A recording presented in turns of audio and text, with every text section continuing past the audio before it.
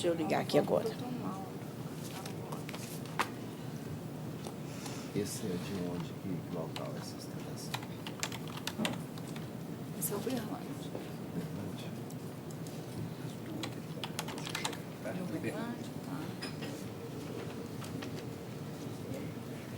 Se você começar com a distância, as duas são do Dr. Mauro, de Uberlândia. A de Uberlândia? Então vamos começar com essa do Mauro, né? As duas são dele.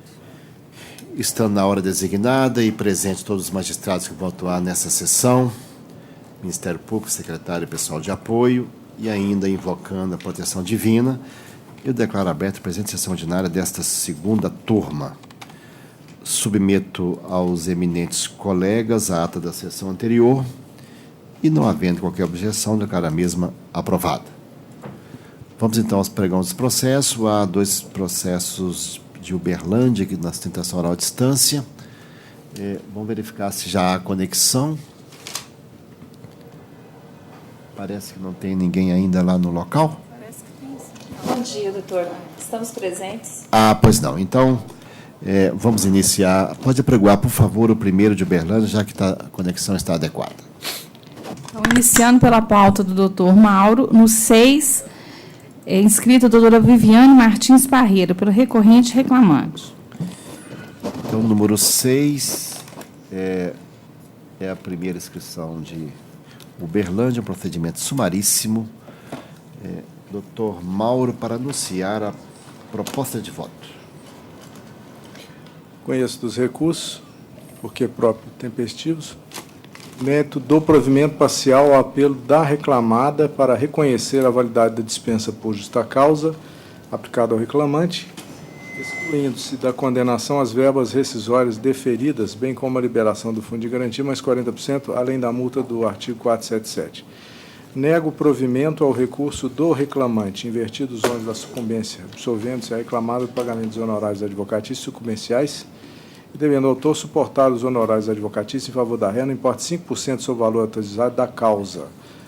Mantidos os benefícios da justiça gratuita, o autor fica isento das custas processuais. Pois não. Essa é a proposta do eminente relator. Doutora Viviane, ouviu adequadamente a proposta?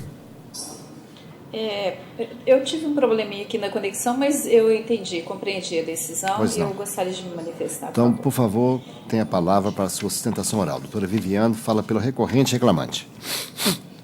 Primeiramente, bom dia a todos. Eu me reporto, nós nos reportamos à decisão proferida em primeira instância no que se refere às condições às quais o reclamante foi submetido, principalmente pelas razões que levaram a empresa à aplicação da justa causa, haja vista que não foi obedecida a gradação legal e muito menos restou comprovada a tese adotada pela empresa em sua defesa.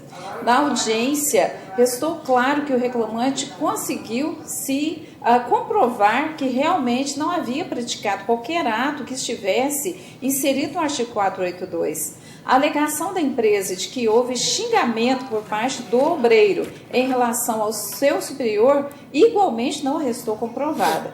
Então, a tese abordada pela empresa na defesa não merecia prosperar e muito menos a tese adotada em grau de recurso. Por quê? Não houve a proporcionalidade entre a alegada falta ou alegadas faltas, porque a tese da empresa foi além de uma falta e, além disso, é por demais grave a aplicação da justa causa quando o trabalhador estava simplesmente exercendo um direito seu. Então, eu gostaria que fosse analisada a questão da proporcionalidade, da ausência da gradação legal e também do teor dos depoimentos prestados em audiência, que, entendo eu, dão supedâneo para a reversão da justa causa aplicada.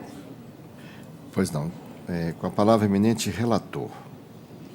Doutora, eu ouvi atentamente a sua manifestação, eu examinei detidamente esse caso, porque a questão de justa causa, a gente tem que analisar uma série de elementos aí, não é? A gravidade da falta, o conjunto, o contexto em que se deu, enfim, diversos aspectos, inclusive que a senhora fala também da gradação da pena e tudo mais.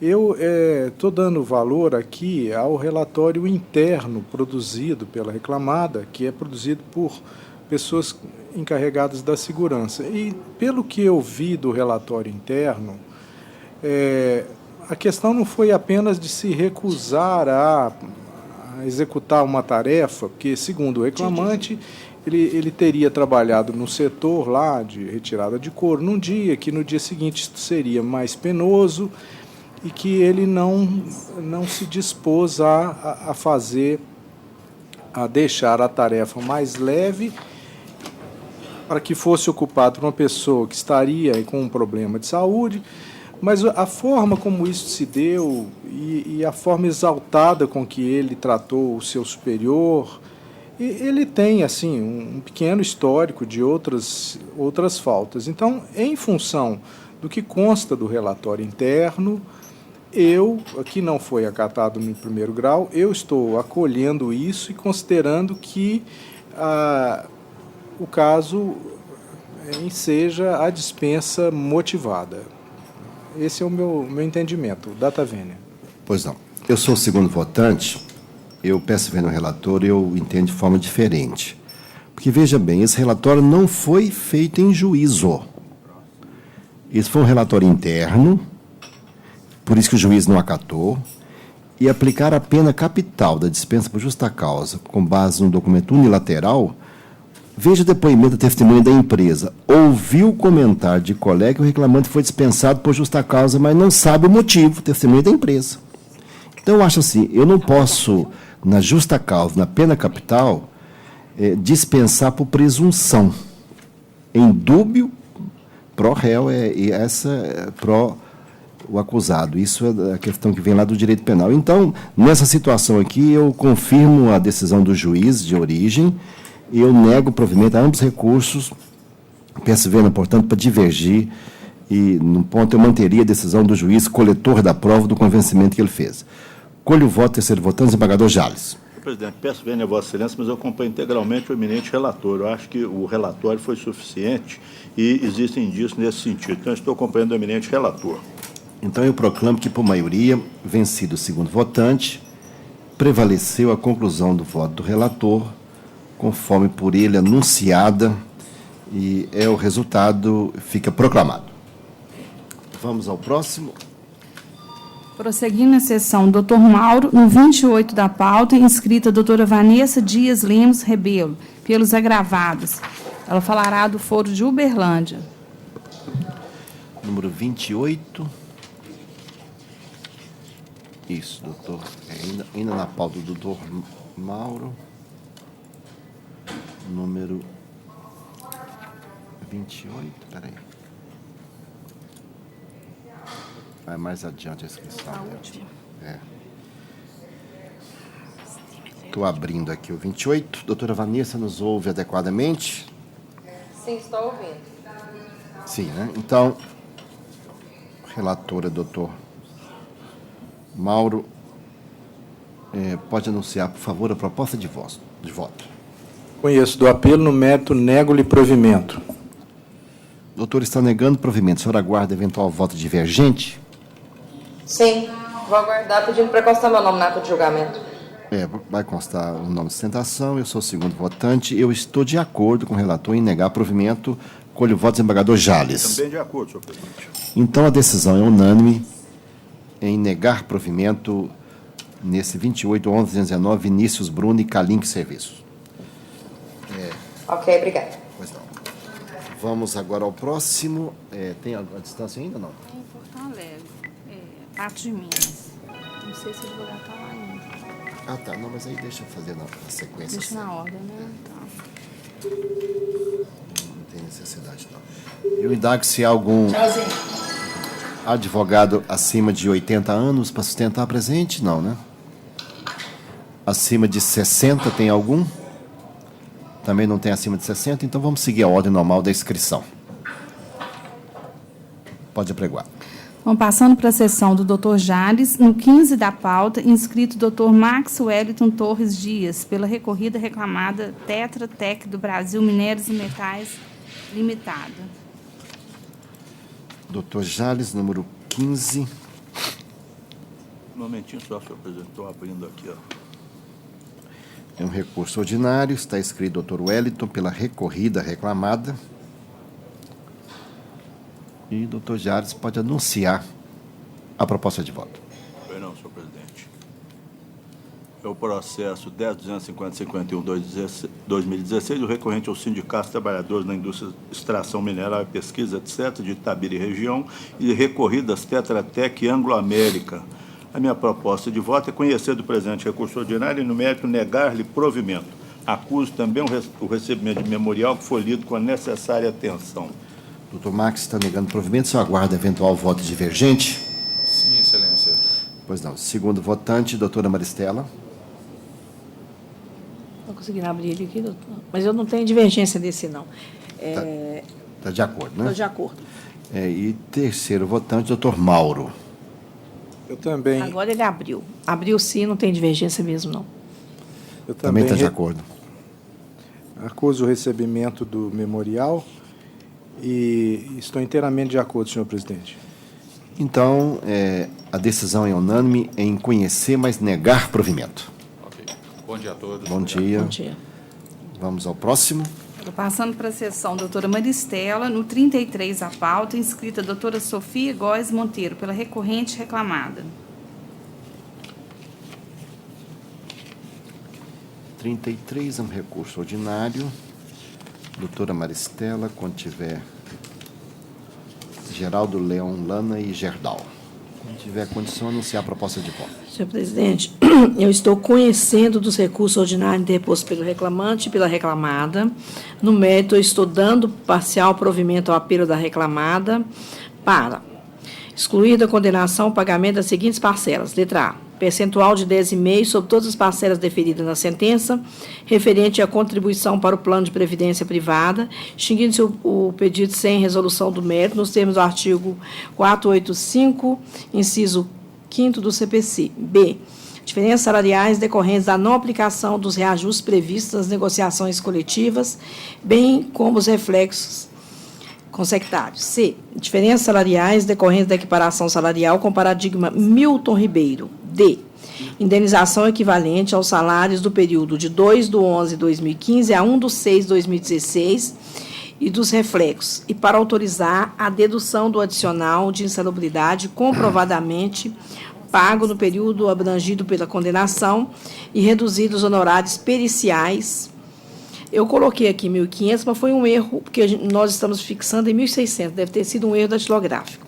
Então, estou alterando, senhora secretária, para 1.600. Ao apelo do reclamante, eu estou provendo parcialmente para a. Reconhecer a natureza salarial da remuneração ICP e deferir o pagamento dos reflexos dos valores pagos sob tal rubrica, observado o marco prescricional nos adicionais de periculosidade e salubridade, férias mais um terço, 10º salários, aviso prévio e no fundo de garantia mais 40%. B. Fazer constar do dispositivo da sentença a condenação da reclamada a obrigação de fazer, consistente na entrega do perfil profissiográfico previdenciário PPP, com as condições constatadas pelo perito no laudo pericial. Para fins de cumprimento do artigo 832 da CLT, eu estou declarando que os reflexos da remuneração ICP em férias indenizadas mais um terço e FGTS mais 40% são de natureza indenizatória. Estou mantendo o valor da condenação porque ainda é compatível. Essa é a proposta de voto da eminente relatora. Passa a palavra à doutora Sofia. Isso. Bom dia. Bom dia. Com relação à proposta de voto apresentada pela ilustre relatora, entende a empresa que ela está adequada em relação a alguns pontos do recurso, mas merece uma maior análise a respeito da equiparação salarial. Isso porque a decisão, a proposta de voto, está excluindo a equiparação salarial só com o paradigma Milton Ribeiro. Entretanto, existem mais dois paradigmas, Eduardo Fialho e José de Paula Rodrigues, e da leitura do processo verifica-se que o reclamante não fez qualquer prova a respeito dos requisitos da equiparação salarial. Então, considerando que o reclamante não ouviu testemunha, não existe prova documental da equiparação salarial e que a própria súmula 6, ela declara que a eventual identidade de nomenclatura de cargos não importa na identidade de funções, que é o que é previsto no artigo 461 da CLT, entende a empresa que a decisão merece reforma para que seja excluída da condenação também a equiparação com relação aos senhores Eduardo e José de Paulo em razão da ausência de prova.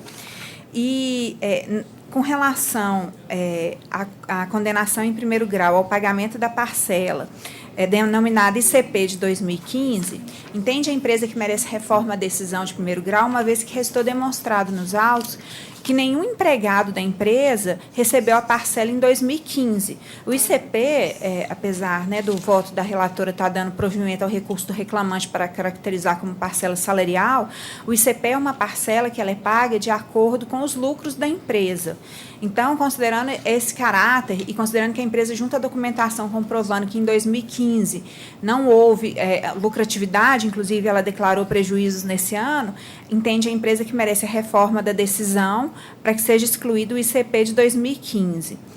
Com relação ao deferimento em primeiro grau do adicional de periculosidade, a empresa comprovou nos autos, através de prova documental, que no período imprescrito até dezembro de 2012, o reclamante já recebeu essa parcela. A decisão, a proposta de voto está determinando que seja decotada a insalubridade já paga, mas, na verdade, existe um período também que a própria periculosidade foi quitada e que o juiz de primeiro grau não observou. A empresa tem os contra-cheques juntados nos autos e, no recurso, ela até demonstrou, transcrevendo os contra-cheques, o pagamento da parcela periculosidade. E com relação a um ponto da decisão que está dando provimento ao recurso do reclamante, que tem a ver com o deferimento do ICP como parcela salarial, a empresa faz remissão ajuntada aos autos, aos acordos coletivos que foram firmados e que determinam que a parcela ICP, na verdade, ela é a PLR da empresa. Existe uma certa confusão que às vezes a parcela é chamada de CP, às vezes de PAD, porque PAD é um mecanismo de aferimento das metas. E, na verdade, quando a gente olha no contra-cheque do empregado, está constando que a parcela é a PLR. Então, só para sanar essa questão, que geralmente realmente existe essa controvérsia, porque o ICP não consta no contra-cheque como PLR, só consta como PLR na hora de pagar o imposto de renda.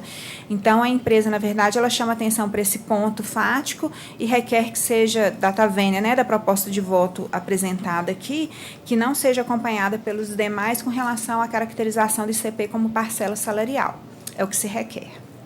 Eminente relatora.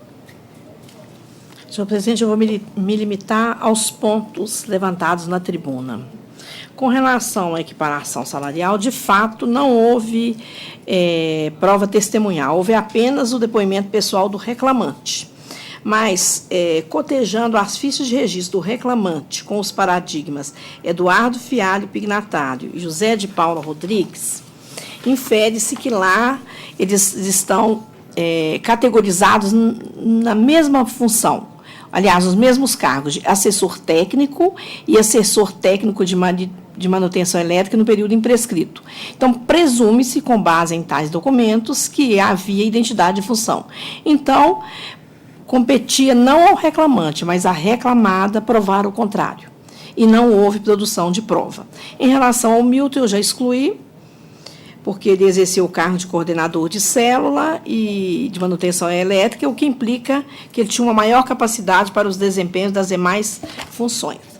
Com relação à verba ICP,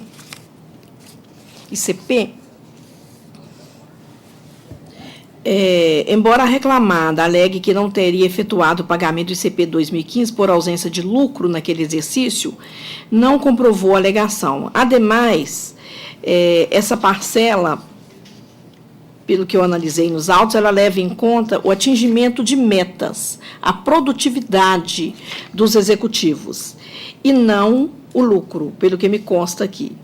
Então, eu acho que cabia a ela colacionar aos autos os documentos que demonstrassem os critérios adotados para a apuração da referida parcela naquele ano. Como ela não se desonerou de seu ônus probatório, eu estou mantendo a sentença no particular e, além do mais, considerando a verba como de natureza salarial, porque ela leva em conta a produtividade. Então, ela é uma contraprestação pela produtividade dos empregados elegíveis ao recebimento da referida verba. Esta, portanto, senhor presidente, a minha proposta de voto. Segundo votante, doutor Mauro. Eu também, em primeiro momento, cheguei a pensar na questão da equiparação salarial se a ausência de prova, mas pelo que eu examinei, o ônus de prova seria da reclamada, até porque a contestação não entra os detalhes, né, necessários. Então, eu peço vênia, eu vou acompanhar integralmente o voto da eminente relatora. Eu também estou acompanhando. Doutor Maristela, só teve uma troca, em vez de ICP, botou IPC. Ai, meu Deus, obrigada. No primeiro parágrafo aí da resposta, depois de sem razão. Hein? Acostumada com IPC? Não, o meu, no primeiro parágrafo? A reclamada, embora alegue não efetuou o pagamento do IPC 2015... Não, o meu está ICP. Não, está falando, é embaixo. No corpo do voto. Ah, tá certo, é ICP. Mas eu também estou de acordo, Corrigir. então a decisão é unânime conforme anunciada. Muito obrigada. Vamos ao próximo? Sim. Então, ainda na sessão da doutora Maristela, no 11 da pauta, inscrita a doutora Rosimária Geralda Silva e Silva, falará do Foro de Patos de Minas. É um procedimento sumaríssimo. Doutora Maristela, para anunciar a proposta de voto. Eu estou conhecendo o recurso interposto pelo reclamante no mérito, estou negando-lhe provimento. Doutora Rosimar aguarda eventual voto divergente. Sim, excelência. A relatora está negando provimento. Doutor Mauro. Inteiramente de acordo. Eu também estou de acordo, então proclamo o julgamento de conheceu do recurso, mas negou-lhe provimento. O resultado fica proclamado. Obrigado, bom dia para os senhores. Bom dia. Bom dia. O próximo. Ainda na sessão da doutora Maristela, no 4 da pauta, inscrita a doutora Carla Gonçalves de Souza, pela recorrente reclamada EMIV Patrulha 24 Horas S Limitada. Ela fala pelo quê? Reclamante? Pela recorrente reclamada. Reclamo. Ah, tá. 4? Doutora Carla Gonçalves. Ah, porque são Mas dois tem recursos. duas inscrições, né? Ô, senhor presidente, eu gostaria de ouvir primeiro as sustentações orais, para depois eu proferir a minha proposta de voto. Matéria controvertida. É matéria controvertida, complicada, tem uma alegação de nulidade, então eu prefiro ouvir a sustentação oral. Isso. Advogado que fala pelo reclamante está presente? Não está pela presente. reclamada. Bom dia a todos. Eu estou Bom pela dia. reclamada. Está pela reclamada, né? Pelo reclamante não está presente o doutor Johnny Sotomayor. Então, doutora, pode fazer a sua manifestação. Ela está pela reclamada. Bom dia a todos. No caso aqui, trata-se de uma ação onde se discute o vínculo empregatício de um instalador e, verificando-se a prova dos autos, não se encontra aqui os dois elementos principais do vínculo empregatício, que é a subordinação e a pessoalidade, porque ficou provado nos autos que o instalador ele pode mandar terceirizados, ele tem empregados, ele contrata pessoas e ele pode mandar essas pessoas para realizar o serviço no lugar dele. Além disso, ele recebe na nota fiscal e paga esses ajudantes que ele mesmo contrata com o valor que ele recebe pelo serviço. Ele não comparece todos os dias na empresa, vai de duas vezes na empresa para pegar as ordens e entregar o que foi feito. Não tem controle de horário em relação ao que ele foi, dentro da prestação de serviços. E ficou claro aqui que o depoente tem uma pessoa jurídica e algumas pessoas trabalham para ele, né? Os instaladores geralmente têm esse tipo de trabalho nesse molde. Então, com todo respeito, eu entendo que o vínculo empregatício, pela ausência da subordinação e da pessoalidade, já que ele contrata, já que ele tem ajudantes, e fica claro que ele pode ir ou mandar essas pessoas no lugar dele para realizar o serviço, então eu entendo que não há que se falar em vínculo empregatício neste caso específico, dada essa especificidade aqui de ter terceiros que podem realizar o serviço no lugar dele. tanto é que o Supremo Tribunal Federal já considera a terceirização uma modalidade possível até mesmo da atividade fim. Então, eu peço que seja reformada a sentença. E tem um ponto específico aqui, que todos os serviços que ele prestava, ele emitia notas fiscais. Todos, sem exceção. E há lacunas aqui que não havia sequer a prestação de serviço, porque se pegar as notas fiscais que estão nos autos, você vai ver uma lacuna aqui, nos meses de janeiro de 2014, agosto de 2014, dezembro de 2014 e de junho de 2015 a dezembro de 2015, sequer houve prestação de serviço. Nenhum empregado comum fica tanto tempo sem prestar serviço. Se toda prestação de serviço tinha emissão de nota fiscal e não há essas notas fiscais, obviamente a conclusão é de que não houve prestação de serviços pelo reclamante e por seus ajudantes nessa lacuna de tempo aqui. Então, o vínculo empregatício, que empregado que fica tanto tempo sem prestar serviços, eu entendo com todo respeito que a sentença, o juiz de primeira instância, ele deixou de prestar atenção a esse detalhe aqui que foi colocado na defesa. E a sentença, com todo respeito, não se ateve a isso.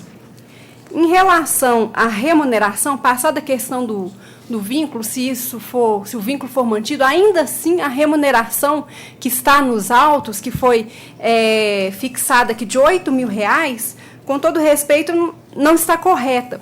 Porque o próprio reclamante confessou que ele recebia R$3.000. As notas fiscais tinham um valor maior porque ele tirava deste valor o pagamento dos ajudantes dele. Então, não tem como fixar que dentro da confissão dele de R$3.000, ele falou que ele tirava R$3.000 por mês. Que, por exemplo, a nota fiscal de folhas 231 do PDF trazia o pagamento do depoente e outros colegas, isso está nos autos.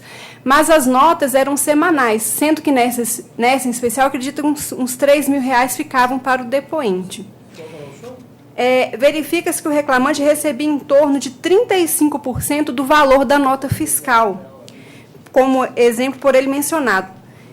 Reclamante confessa ter recebido R$3.000, sendo que os valores das notas fiscais variavam para mais ou para menos.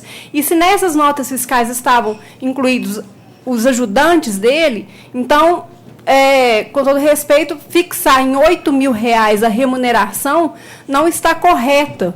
Não vai ser nem justo, porque ele mesmo confessou que das notas fiscais ele tirava o pagamento dos ajudantes dele, mesmo que seja fixado aqui, mantido o vínculo empregatício.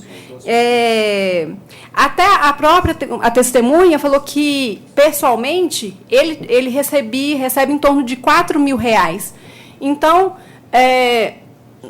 para fazer o mesmo serviço, o mesmo tipo de serviço, então verifica-se que houve, sim, um equívoco do julgador de primeira instância ao fixar R$8.000, porque ele não levou em consideração que as notas fiscais têm um valor global e o reclamante tirava deste valor a parte que lhe era devida e pagava os demais ajudantes que ele levava para fazer o serviço.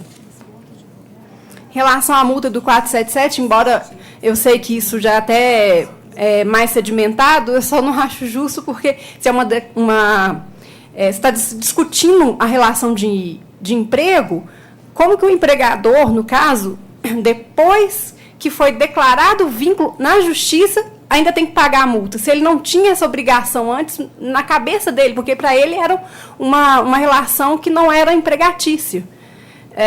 Com todo respeito, eu entendo que o entendimento que tem sido sedimentado, ele não é justo. A justiça e a lei fala do pagamento do empregado. O empregado aqui, a declaração do vínculo foi apenas na justiça. Não existia esse vínculo declarado antes entre as partes. O adicional de periculosidade em relação à motocicleta, também, com todo respeito, entendo que a sentença está equivocada, porque essa portaria foi anulada, e, tendo sido ela anulada, não vai fazer efeito algum, em tempo algum, para que se pague esse adicional. Essa é mais matéria de direito que eu gostaria que fosse analisada em relação à nulidade da portaria. A periculosidade em relação à eletricidade, essa é uma questão muito controvertida, porque há vários laudos, e a empresa junta vários laudos, de que não há a periculosidade nesse caso, porque é uma operação elementar de ligar e desligar sistemas de tomadas. E a voltagem, a amperagem, que é reduzida a 12 volts, as caixas de alarme, elas são 12 volts apenas. Apenas no momento de ligar, ele faz toda a conexão e depois ele liga, o máximo é ligar num fio na eletricidade. Então, seria até uma coisa reduzida, uma situação específica e reduzida, que não levaria a pagamento do adicional de periculosidade. Também mais uma questão de direito. O fato mesmo que eu levantei foi as questões ali do vínculo e da remuneração. Em relação às horas extras, também, com todo respeito, entendo que não há que se falar em pagamento de horas extras, porque ele trabalhava externamente. A testemunha deixou claro que os instaladores, se ele não quiser pegar o S, ele não precisa ir, ele vai de acordo com... Ele sequer comparece à empresa todos os dias, ele pega as obras para fazer e executa aquele serviço sem interferência, sem uma fiscalização. A mesma coisa em relação ao intervalo. A pessoa sai para fazer a ordem de serviço e a empresa não fica fiscalizando se fez, se não fez o intervalo, e isso está...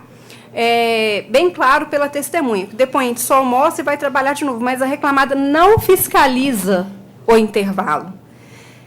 A testemunha André Canabrava, que o depoente só almoça e vai trabalhar de novo, em 30 e 40 minutos, que a reclamada não fiscaliza.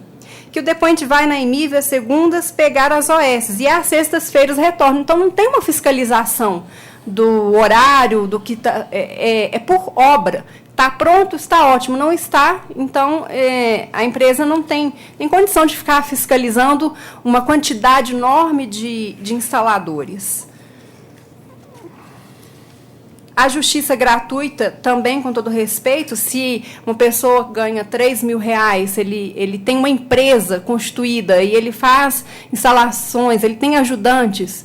Então, com todo respeito, ele não preencheu aqui o requisito da lei em relação à justiça gratuita. Então, essas são as minhas ponderações e espero que seja reformada a sentença nos pontos em destaque. Obrigada. Pois não. O advogado da parte contrária chegou, o doutor Jones Sotomayor, pretende sustentar? Maristela, eu acho que no mérito, talvez, a oitiva da testemunha, para configurar o vínculo, não.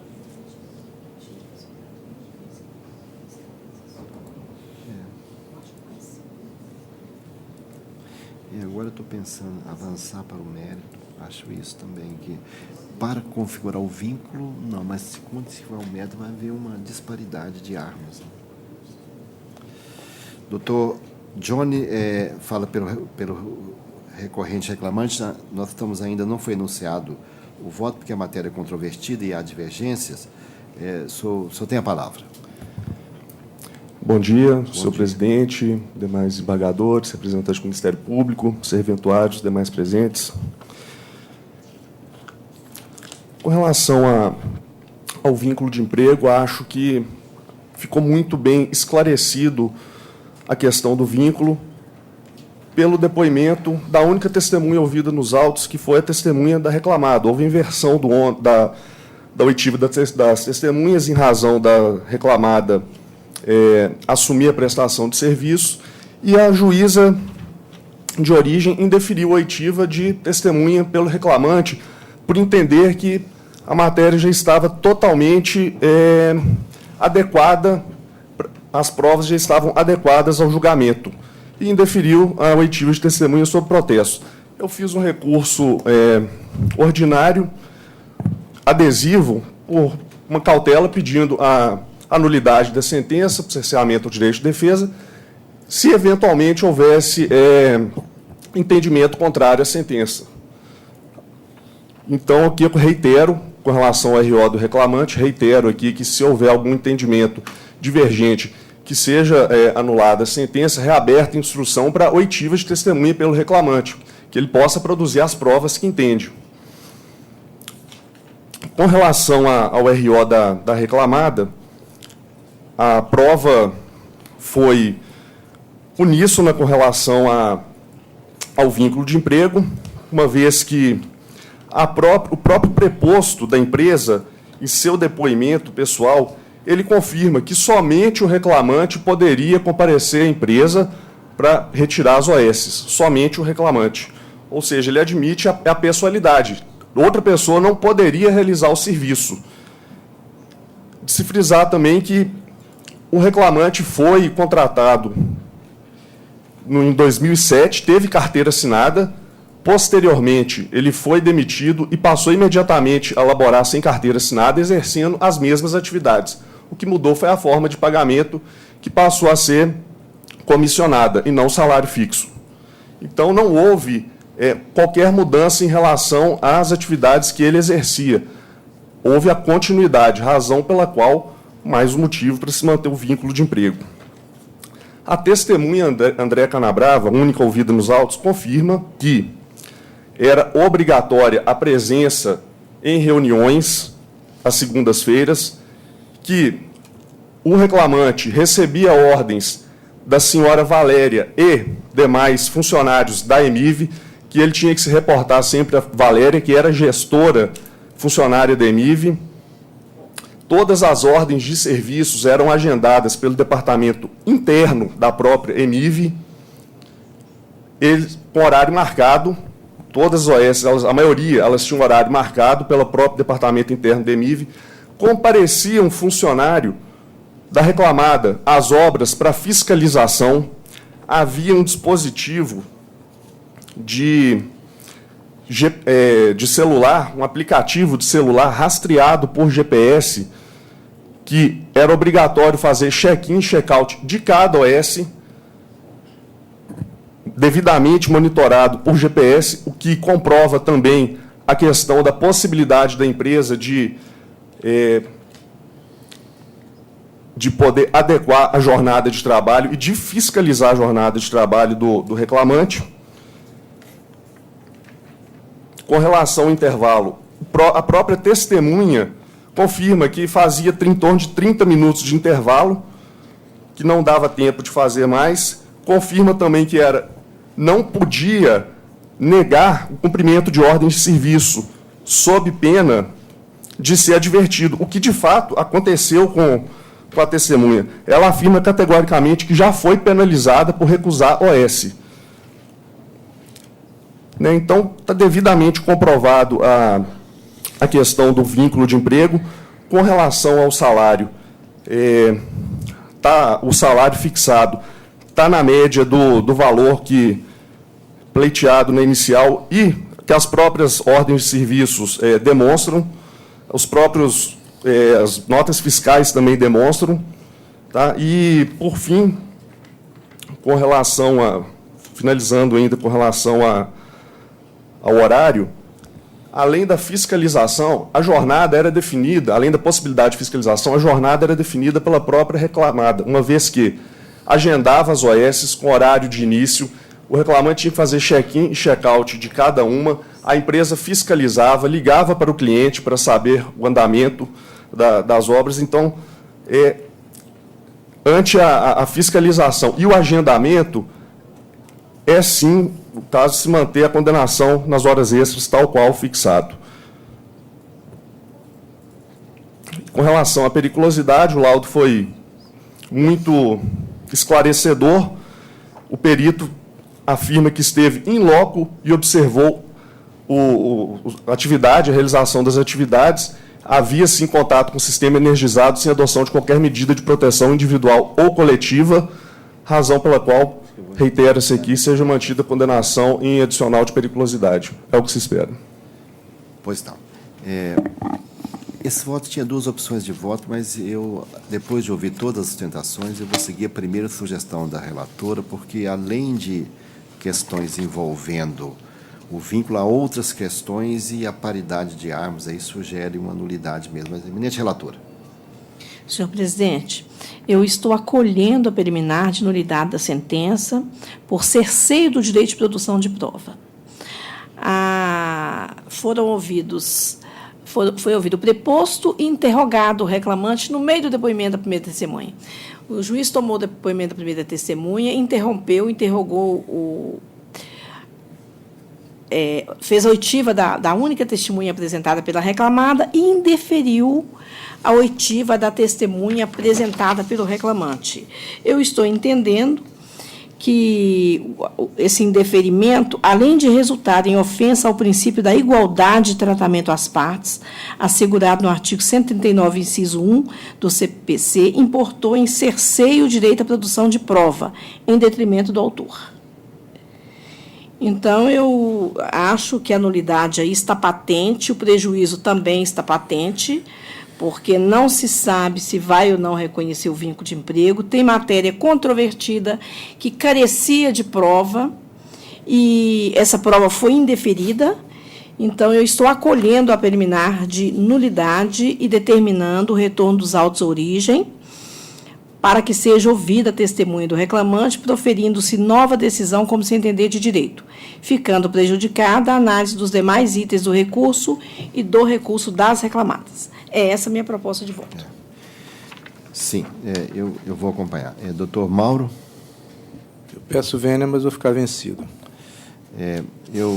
No primeiro momento, eu estava pensando que poderia ser superado, mas a dimensão que o processo tem e os rumos que ele pode tomar, e há também uma questão, eu, quando juiz de primeiro grau, não impedia de colher, eu ouvi depoimento de uma testemunha de uma parte, porque não ouvi da parte contrária. Em vez de ganhar tempo, às vezes perde tempo. Ainda que isso não interfira, pode até não interferir em nada no resultado final, mas eu acho mais prudente, no caso, vou acompanhar. Eminente relatora, fica vencido o doutor Mauro aqui, né? Então, eu proclamo que prevaleceu o resultado anunciado pela eminente relatora de determinar o retorno à origem para complementar a produção da prova. Bom dia, obrigado. Bom dia. Vamos ao próximo. Agora, passando para a sessão do doutor Mauro, no 9 da pauta, inscrita a doutora Cláudia Magalhães Souza para assistir ao julgamento. Doutor Mauro.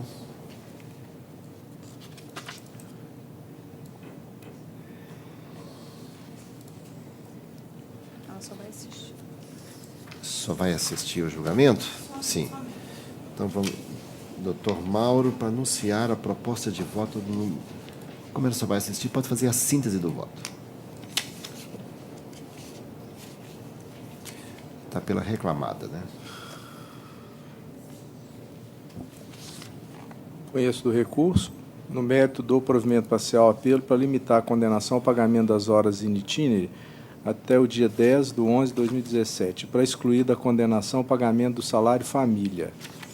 Vou reduzir o valor da condenação para R$ 2.000, com custas de R$ 40 pela reclamada, que poderá requerer a devolução, na forma prevista aqui no voto. Assim, é um processo sumaríssimo, mas singelo, e a questão também é singela.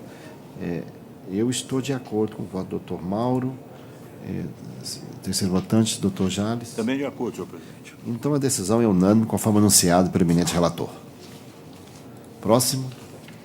Prosseguindo a sessão, doutor Mauro, no 15 da pauta, inscrita a doutora Cláudia Magalhães Souza, pela recorrente reclamada. Essa ela vai sustentar. Essa Avivar Alimentos, né? Eminente relator para anunciar a proposta de voto.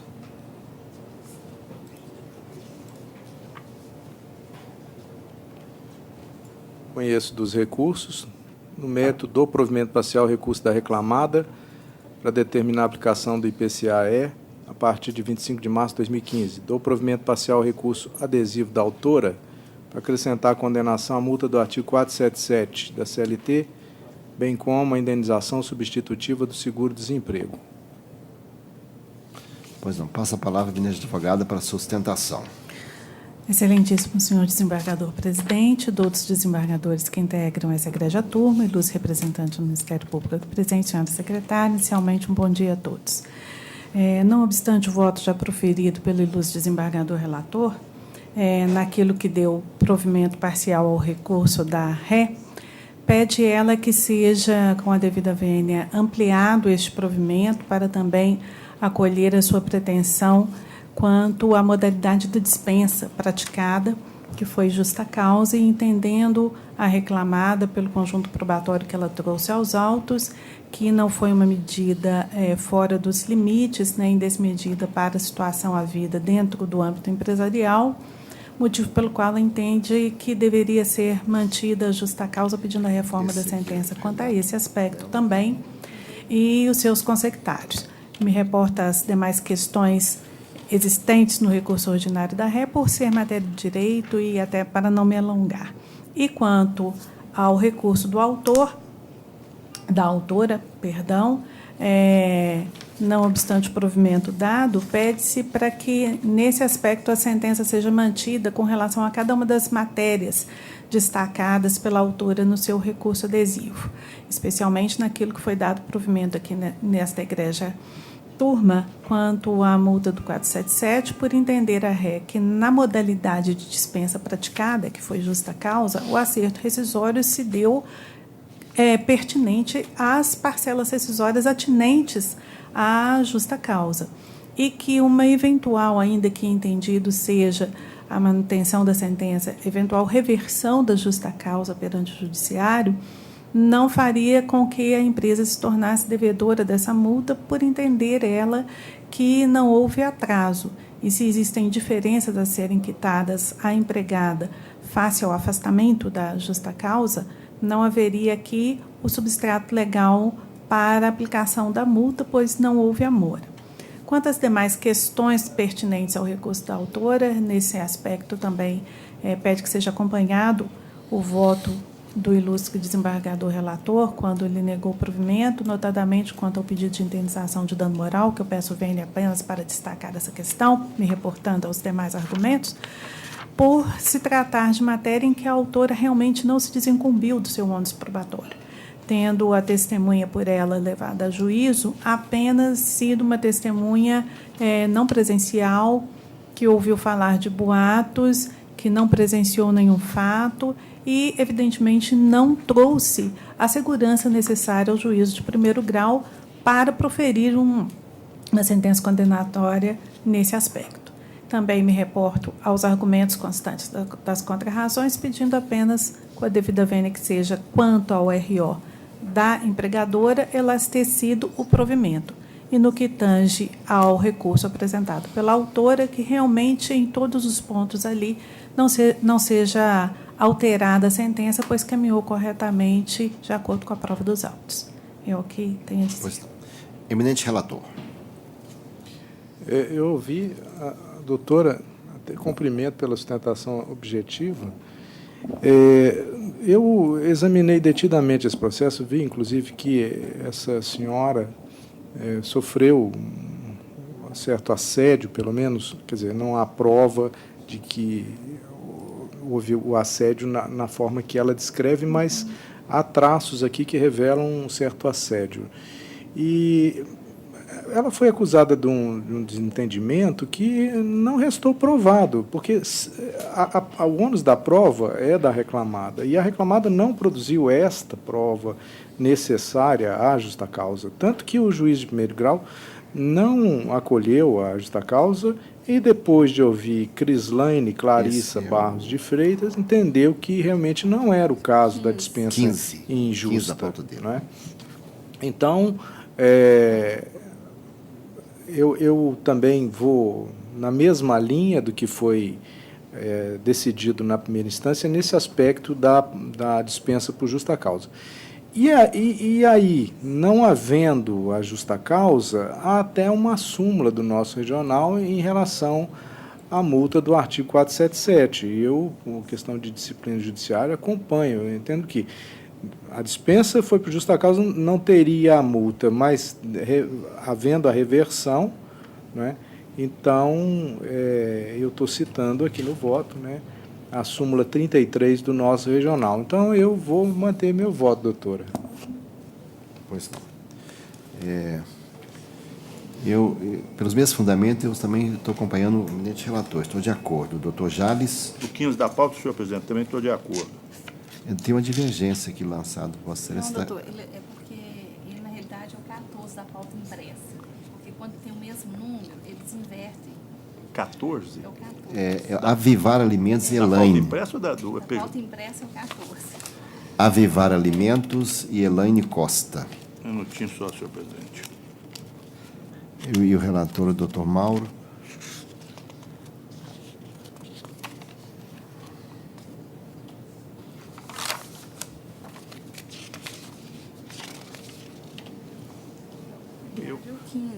Tem um erro aí.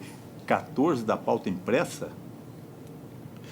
O recurso é 10347. O senhor está com o bloquinho, esse bloquinho? É desse bloquinho aqui, ele é o 14. É porque quando tem dois processos com o mesmo número, ele inverte a numeração da pauta.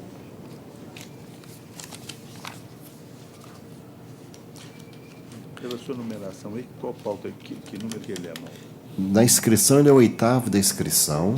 8º da inscrição. É o 15 da minha pauta. 15 da sua pauta. Não, 15 estou de acordo, senhor presidente. Não, na realidade, doutor, é o 14 da pauta impressa. O senhor deve ter anotado aí, na pauta impressa. O doutor Jales está divergindo quanto a... Eu não tenho aqui. Quanto ao IPCAE e quanto a multa do 477. Minutinho só, senhor presidente, por favor. Deixa eu verificar aqui. Segunda turma. Licença, doutor. Tá.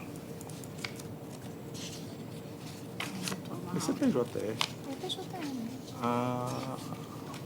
É o 14 da pauta do PJE? É esse aqui. Sim. Então, é o 14 da pauta do PJE, o 10.347.48. Recorrente, Avivar Alimentos. Isso.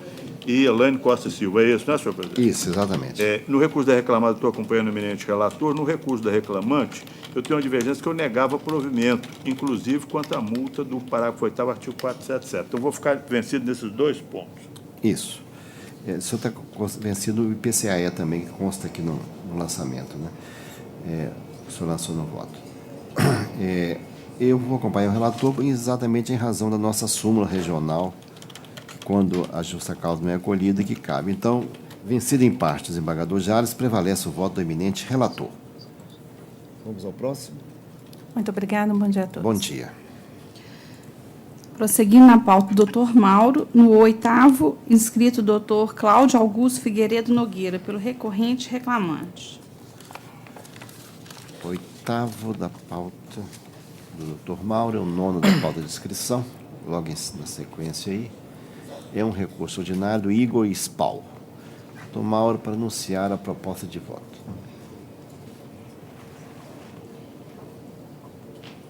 Conheço dos recursos no mérito do provimento ao apelo da reclamada e julgo improcedente o pedido de comissões por caixas entregues. Nesse sentido, entendo que o apelo do reclamante perdeu seu objeto. Custas pelo reclamante não importa 3.450, calculado sobre o valor atribuído à causa isento, por ser beneficiado da justiça gratuita.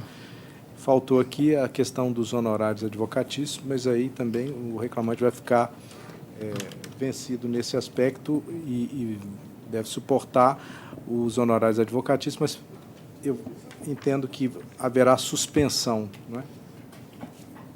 Isso.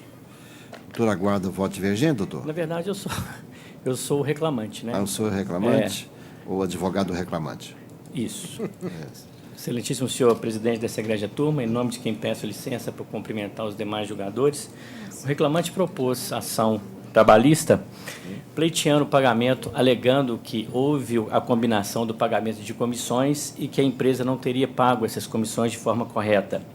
A empresa se defende alegando que não houve essa combinação, mas que realmente ela pagava valores variáveis, mas esses valores não teriam conexão com o pagamento de comissões por caixa de produtos entregues.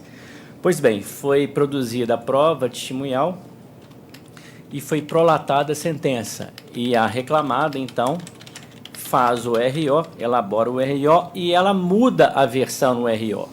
No recurso ordinário, e eu gostaria de ler alguns trechos do recurso ordinário, ela já muda a versão dizendo que sim, que pagava comissões por caixa de produtos, mas que esse pagamento se deu de forma correta. Então, seria...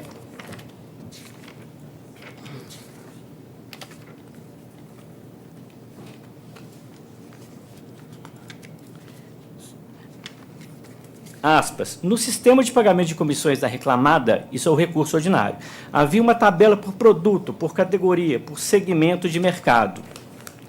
Os ajudantes de entrega e motoristas recebiam valores fixos para cada produto entregue, não havia cálculo percentual, mas sim valores fixos, conforme tabela vigente na reclamada, fecho aspas. Posso entender pelo recurso ordinário, isso é cristalino, que a reclamada admite que sim, houve uma combinação para pagamento de comissões por caixa de produtos entregues. Só posso entender, pela proposta de voto do ilustre relator, que a prova oral não o teria convencido. E é difícil para mim aqui, tendo visto o livre convencimento motivado, eu me excluir aí ou tentar convencer o ilustre relator do contrário, embora seja natural que a gente vê uma praxe que a tendência do tribunal é prestigiar pela princípio da imediação a prova produzida em primeira instância. Mas vamos entender nesse caso aqui, vamos esquecer a prova dos autos. Né? Vamos entender que não houve nenhuma prova dos autos. Eu pergunto de quem seria o ônus da prova a partir do momento que a empresa admite que havia combinação por produtos, por comissões por entrega de produtos.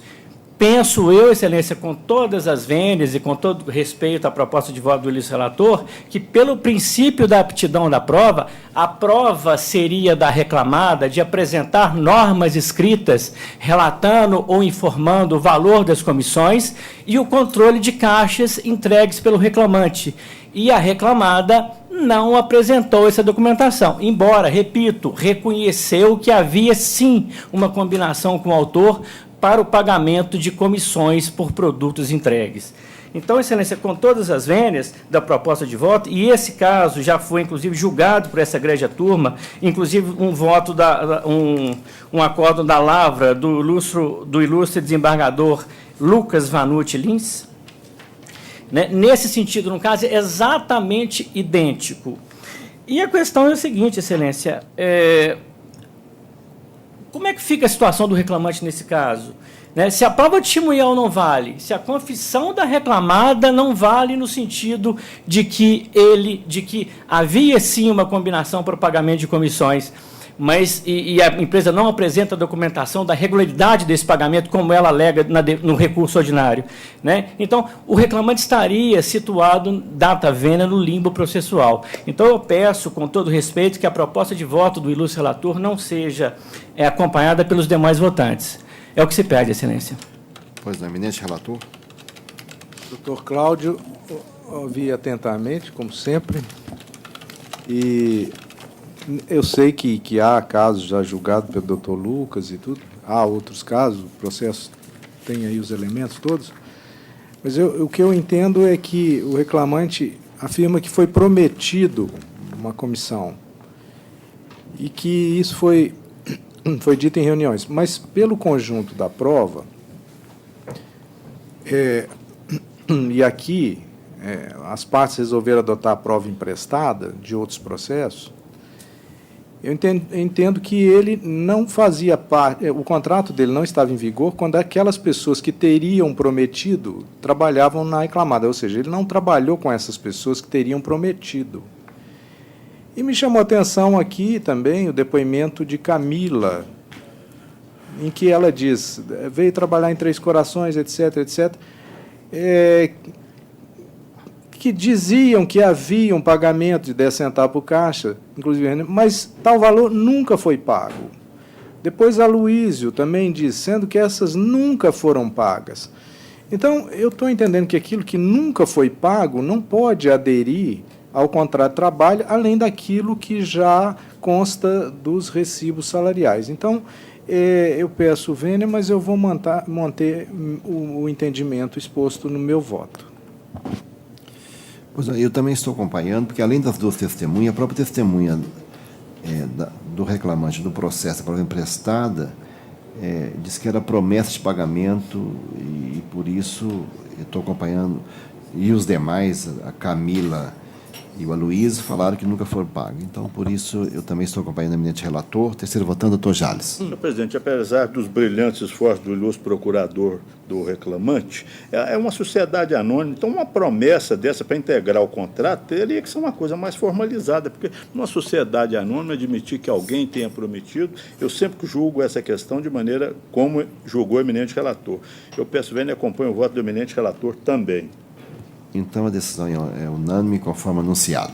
Excelências, muito obrigado. Bom dia a todos. Bom dia. Próximo.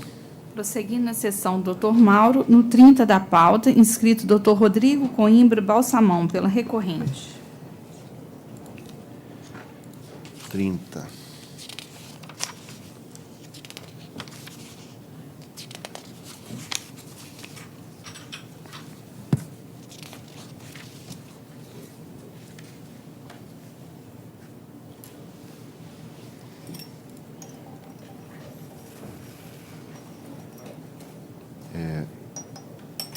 Eminente relator, para anunciar a proposta de voto. Conheço do recurso no mérito do provimento parcial para manter o deferimento da tutela antecipada conforme decisão de ID 50A 5E 0A, estabelecendo a liminar concedida até o trânsito em julgado do apelo interposto, por expressa disposição legal contida no artigo 151.2 do CTN e 7º da Lei 10.522 de 2002. Esse é o provimento parcial apenas nesse sentido. Passa a palavra ao eminente advogado para a sua sustentação. Excelentíssimo senhor presidente, demais componentes dessa egrégia corte, gostaria só de salientar, excelência, que a questão aqui, né, do auto de infração, que foi a empresa realmente, por um curto período de tempo, ela não conseguiu cumprir a cota de PCDs, né, de PCDs e de reabilitados. Mas observe-se pelo próprio auto de infração que isso se aconteceu, mas foi por um curto período de tempo. Durante a maioria dos anos da fiscalização, observou-se o cumprimento da cota. Porém, em meados de 2013, a empresa adquiriu uma outra empresa que chama Principal Comércio e Indústria de Café. E quando ela adquiriu essa empresa, ela teve em seus quadros 256 funcionários agregados. Dessa forma, quando a fiscalização esteve lá, que foi exatamente após a compra, ela não estava realmente cumprindo a cota, porém ela estava procurando pessoas para o cumprimento. Estava, inclusive, no próprio auto de infração, constata-se uma evolução gradativa, ano a ano, em relação aos deficientes contratados. Além disso, o próprio juiz de primeira instância, ele observou que foi cumprida posteriormente a cota, logo após foi cumprida, porém, no entender dele, o posterior cumprimento comprova que ela não queria cumprir. Na verdade, o posterior cumprimento comprova que a empresa estava tentando realmente cumprir, estava procurando, inclusive os números mostram isso, que estava procurando cumprir a cota, porém não estava localizando pessoas suficientes. Existem provas nos autos da procura desses deficientes, existe prova nos autos, inclusive depoimentos, o depoimento colhido, ele demonstra que a empresa nunca ficou inerte em relação a isso. Ela sempre procurou o cumprimento da cota, porém, sem sucesso, não por inércia, por ausência realmente de pessoas correlatas às vagas. Até porque o nível de risco dela, de acordo com a NR4, dificulta ainda mais a localização de PCDs que possam agregar à empresa. Nesses termos, eu peço o provimento do recurso ordinário nesse ponto, excelência. Pois não. Eminente relator. Doutor, eu ouvi a sua explanação e nós até na sessão anterior já havíamos debruçado sobre uma questão semelhante, porque isso tem acontecido. E a gente sempre analisa com muita cautela, porque o que a gente percebe aqui, eu percebi nesse caso, como no anterior, é que falta às empresas demonstrar efetivamente que buscou preencher as vagas. A sentença diz até que o fiscal registra que o comportamento não foi momentâneo, mas foi reiterado, E é preciso mais do que pôr anúncios, porque algumas pessoas, é possível, por exemplo, fazer convênios com entidades que congregam essas pessoas, enfim, há algumas ações mais afirmativas, de modo a não tornar o que está na letra da lei uma coisa inócua.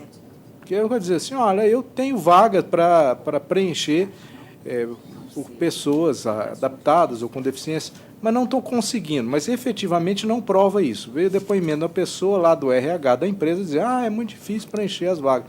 Tá, mas a questão não é, a prova, no meu entender, para desnaturar um auto de infração de um agente público, para mim, não é o suficiente. Né? Então, peço vênia, vou manter meu voto.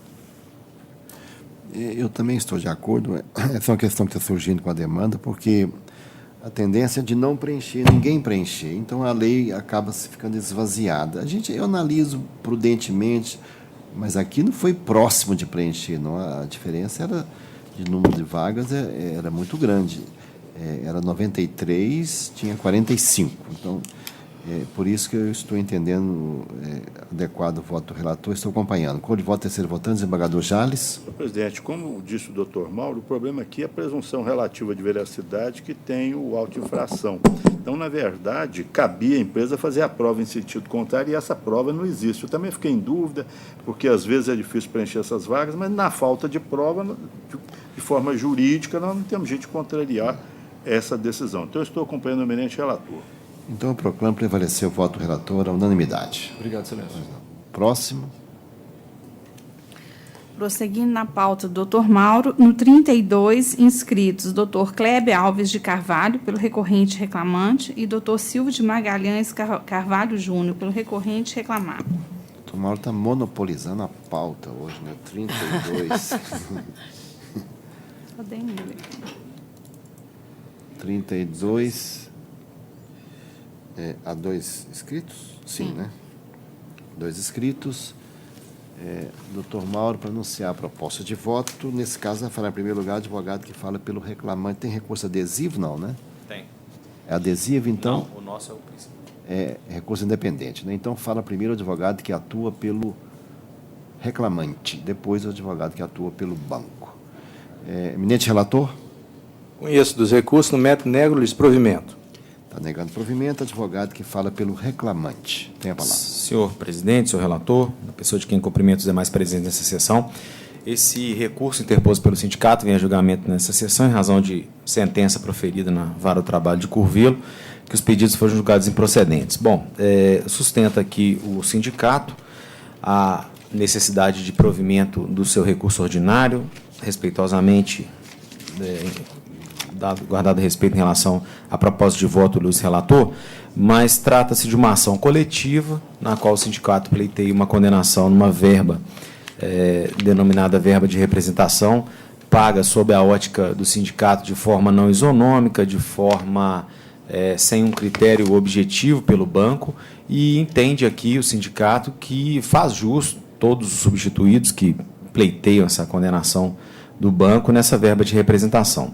Bom, eu destaco que não se trata de uma questão que juridicamente pode ser tratada como forma de equiparação, como tratou a outra juíza de primeiro grau, no sentido de que, mas outras cidades, o documento comprovou o pagamento de outras cidades. Não é isso, o banco paga essa verba de forma discriminatória e sem nenhum critério objetivo, registra a existência de parecer do Ministério Público da Lavra do Dr. Genderson, que recomenda a procedência do pedido com pagamento a todos os substituídos nesse caso, e o que pretende aqui é a reforma da sentença, respeitosamente da decisão do ilustre relator, que ela não seja acompanhada pelos demais votantes em relação ao recurso ordinário do sindicato, que seja dado provimento. Destaco a existência de jurisprudência desse agreste tribunal em acórdãos da lavra da doutora Rosimeire, doutora Thaisa e outros julgadores também. A matéria já é conhecida do tribunal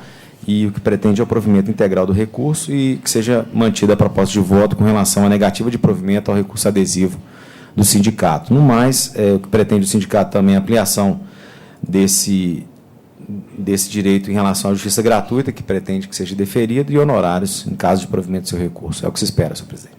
Pois não. Agora, advogado que fala pelo recorrido, doutor Silvio de Magalhães. Dos magistrados, meus cumprimentos respeitosos, eu serei breve como deve ser.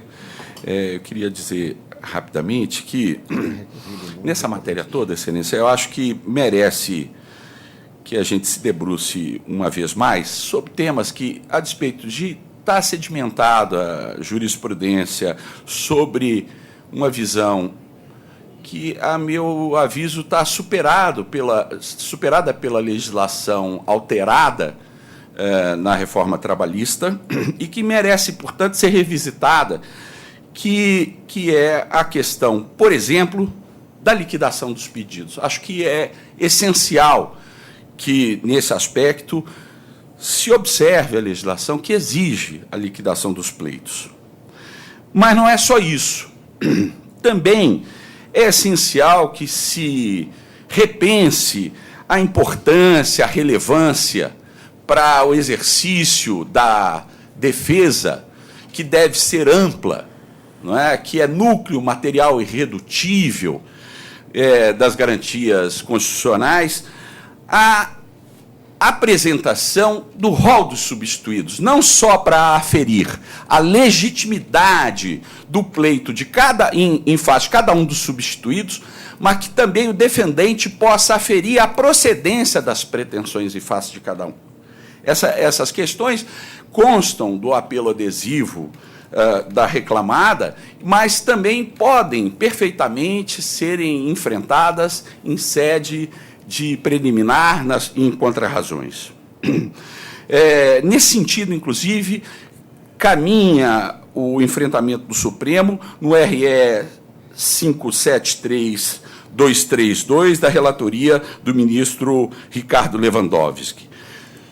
Mas, mais que isso, no mérito, Excelência, é importante dizer que o que se está a comparar é trabalho entre substituídos de Curvelo com trabalhadores de agências de Belo Horizonte. Esse é um fato. O que se pretende é atribuir uma verba que era prestada apenas a gerentes gerais de agências do varejo de Belo Horizonte, gerentes de relacionamento de empresas com faturamento anual entre 30 e 250 milhões de reais em Belo Horizonte, e gerentes de relacionamento prime, de pessoas físicas com renda mensal nunca inferior a 9 mil reais. Esses segmentos sequer existem em Curvelo, razão pela qual não existe, de forma alguma, base de comparação para se pretender aplicar esta verba aos substituídos do autor. Um outro aspecto também que merece ser, nessa oportunidade aqui enfrentado também, rapidamente, é a questão da justiça gratuita. Vejam, Vossas Excelências, que eu mesmo entendo que, em princípio, é perfeitamente possível uma entidade sindical vindicar o palio da gratuidade judiciária. Não há, principalmente, uma entidade sindical operária. Eu acho que é uma pretensão, em princípio, cabível. Mas a jurisprudência pátria, e não só da Justiça do Trabalho, não é? O STJ tem muitas decisões no sentido de conceder, inclusive para sindicatos operários, a gratuidade da justiça, desde que o pleiteante, no caso do pleiteante ou autor, o sindicato, comprove a hipossuficiência. Então, isto não basta declarar. É indispensável que ele faça, e a prova costumeira no nosso ordenamento jurídico é a prova contábil. É que o contador da entidade sindical traga um balancete, ainda que seja sintético, por contas agrupadas, com a declaração de que os débitos, né, as receitas, são inferiores às despesas. Sem isso, não há como conceder gratuidade dada a devida vênia. São as questões que gostaria de colocar, Vossa Excelência, nessa oportunidade. Muito obrigado pela atenção. Pois não. Eminente relator.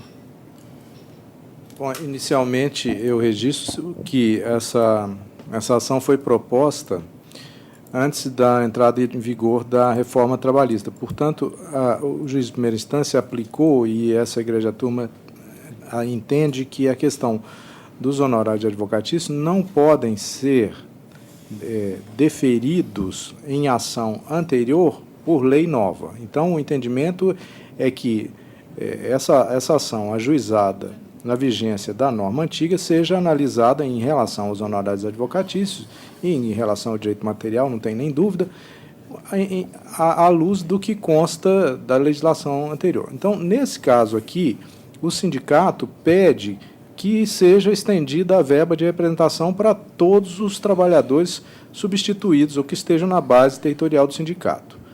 Assim como entendeu a juiz de primeiro grau, eu também entendo que o reclamado demonstrou que essa verba de representação ela é paga aos exercentes dos cargos de gerência, né? Gerente geral, gerente de agência.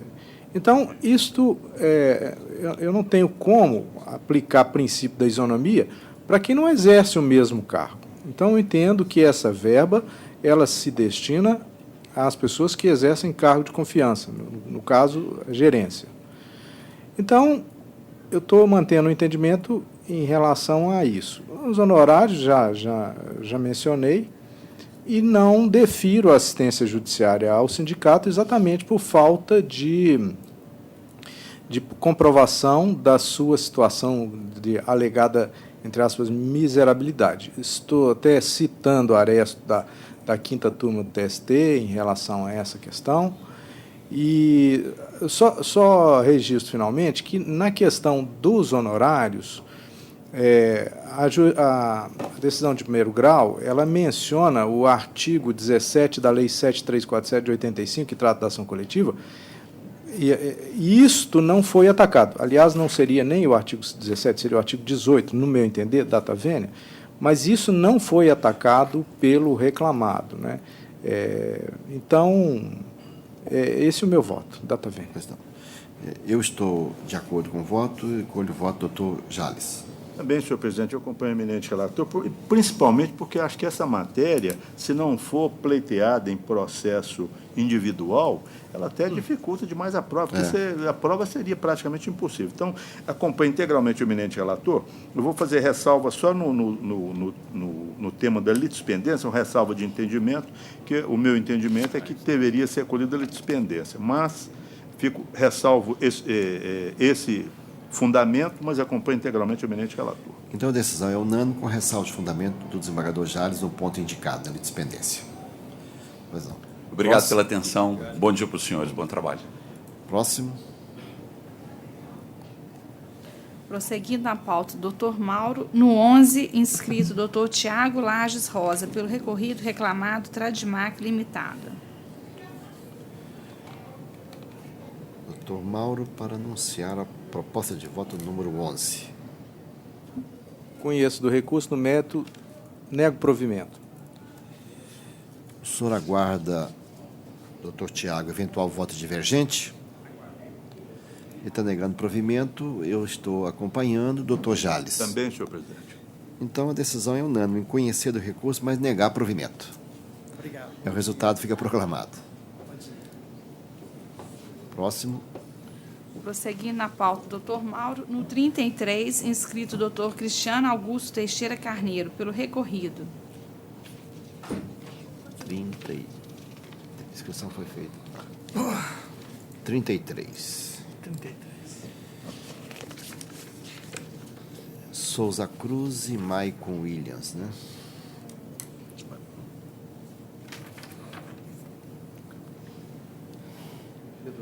O eminente relator para anunciar a proposta de voto. Eu conheço do recurso, no mérito do provimento parcial apelo da reclamada para absolver da condenação de pagamento de 1 hora extra relativa ao intervalo intrajornada e seus reflexos, bem como para reduzir a indenização por danos morais para 20 mil, senhor presidente. Sim. Mantém o valor da condenação. Essa é a proposta de voto do eminente relator. Passo a palavra ao eminente advogado Dr. Cristiano para a sua sustentação oral. Igreja turma, bom dia. Bom dia. Essa questão da hora extra, que ela é de conhecimento desse tribunal aqui, de muito e muito tempo. É questão de motorista de caminhão. Nesse caso específico, eu estou patrocinando o reclamante, mas eu já fiz centenas de sustentações orais para as transportadoras. E nesse caso, em especial, eu não vou combater demais o voto do relator em relação a essa hora extra de intervalo, porque isso é uma avaliação da prova, apesar do que, no meu entender, esse reclamante não gozava do intervalo previsto no artigo 71, parágrafo 4 da CLT. A questão minha vai mais para o dano moral, que foi reduzido para R$20.000. O que aparentemente pode gerar um entendimento de que há uma certa plausibilidade no entendimento do relator, mas eu vou ousar divergir, do meu mestre, inclusive. E por que eu vou ousar divergir? Porque a Souza Cruz é graduator. Isso aqui é transporte de cigarro. A empresa está useira e vezeira em ser condenada aqui nesse tribunal por utilizar o motorista para transportar valor além da carga ser perigosa. E, como o processo é prova, nesse caso em especial, ficou comprovado que o reclamante sofreu 4 assaltos à mão armada. Diante dessa possibilidade, diante dessa circunstância, diante dessa comprovação, até por uma questão pedagógica, o Zé Newton Pandeló, que é o juiz de primeira instância, ele até cita outras situações ocorridas na vara do trabalho de Juiz de Fora, onde a reclamada também é, aspas, cliente, fecha aspas, dessa especializada. E esse comportamento ele vem se repetindo seguidamente, pouco importando a segurança do trabalhador. Por isso, doutor Mauro, sempre acompanhando aí seu brilhante entendimento, eu ouso dizer que essa redução ela não merece ser levada a efeito nesse caso. Porque cigarro, volto a repetir, é uma carga que todos já sabemos que é perigosa. Transporte de dinheiro, cobrança, levar dinheiro, 50 mil, 100 mil, 25, o que seja, já leva também o motorista a uma exposição de risco. Mas sofrer 4 assaltos, nesse caso em especial, data vênia, eu purgo pela manutenção da sentença nesse particular. Muito obrigado. Eminente relator. Doutor Cristiano, brilhante como sempre, preciso. A questão realmente, apesar de que dizem o processo não tem capa, né? Mas aqui a gente vê, não é porque é Souza Cruz, mas realmente cigarro é uma mercadoria realmente muito visada, né? E então também tenho grande admiração pelo doutor Pandeló, acho que um grande magistrado, mas analisando, eu achei excessiva a indenização, né? Quer dizer, nós estamos mais ou menos de acordo com uma série de questões, né? Só nesse ponto do valor da indenização, que apesar de ser uma carga visada, das circunstâncias e tudo, sofreu 4 assaltos, está provado e tal, eu entendo que, de fazer uma ponderação, que isso, R$20.000, hoje são 20 salários mínimos, né, a rigor. Então, hoje, diante do que eu tenho aqui, essa é a minha proposição, mas respeitosamente. Pois não. Eu acho que deveria reduzir, mas acho que reduziu muito, especialmente pelo porte da empresa. Não reduziria para 20, reduziria pela metade, ou 30 mil, pelo menos. Então, no caso, eu acho que, se é para dar uma orientação pedagógica e como disse aqui a testemunha, chegou a transportar até R$200 mil em dinheiro pela venda de cigarro. Eu acho que aí os cuidados eram mais necessários. Então, eu fico vencido porque eu não reduziria tanto. Doutor Jales. Senhor presidente, eu ainda daria provimento ao processo em relação às horas extras para fixar a jornada média de 8 às 19 horas com 1 hora de intervalo.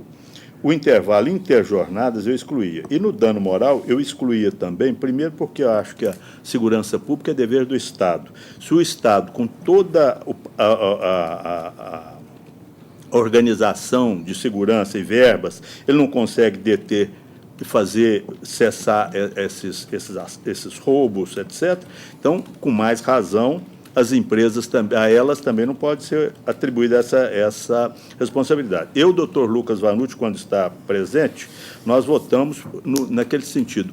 Quando o empregado dirige, por exemplo, um veículo e faz o recebimento de mercadorias, nós não damos dano moral, porque o dano moral é para transporte de altos valores, é questão de transporte, valor de banco, etc. Não tem sentido um caminhão ou um carro que vende, normalmente um carro menor, que vende cigarro, sair acompanhado de um outro veículo para recolher o dinheiro. Data máxima vênia, o princípio da primazia da realidade. Eu excluí os danos morais. E também o IPCAE, até que o Excelso Supremo Tribunal defina a questão, eu aplicava a TR. Nesses pontos eu tenho divergência, senhor presidente. Pois não. Então, prevalece o voto médio anunciado pelo relator, vencido em parte o segundo votante no tópico e, em parte, o terceiro votante nos 3 tópicos por ele indicado. Eu reduziria para 30 mil. 20 mil, senhor. Não, o relator 20, eu reduziria para 30, foi isso.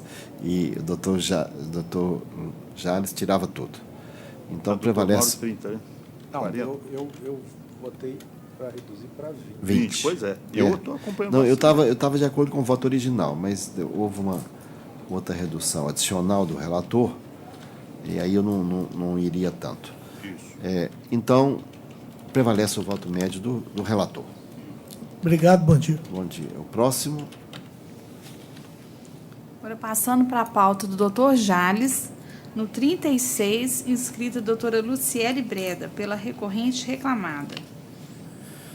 Doutor Jales Cardoso. 36 da minha pauta. 36. É o processo 11.233/86/2017. Os recorrentes são Lucas de Oliveira Carvalhais e AstraZeneca do Brasil Limitada. Aqui, senhor presidente, eu havia feito uma proposta de voto, adaptando o entendimento da dota maioria, mas existem anotações aqui no sentido de manter o voto como eu havia proposto. Então, a minha proposta de voto fica da seguinte maneira. Conheço de ambos os recursos ordinários, rejeita a preliminar de nulidade da respeitável sentença no mérito. Dou provimento parcial ao apelo da reclamada para 1. Isentar os honorários de sucumbência e 2. Determinar que as informações prestadas pela testemunha Breno Dourado Menezes sejam analisadas como simples informante. Ao apelo do reclamante, ou o registro que eu fico vencido em parte, dou provimento parcial para 1.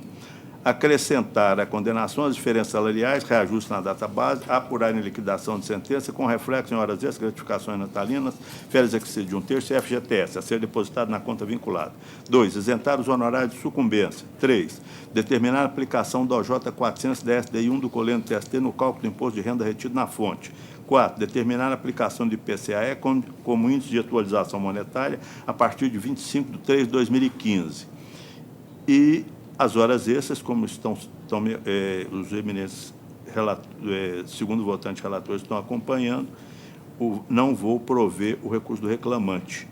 E o valor da condenação fica elevado, é mantido o valor optado da condenação porque ainda é compatível. É a minha proposta de voto, senhor presidente.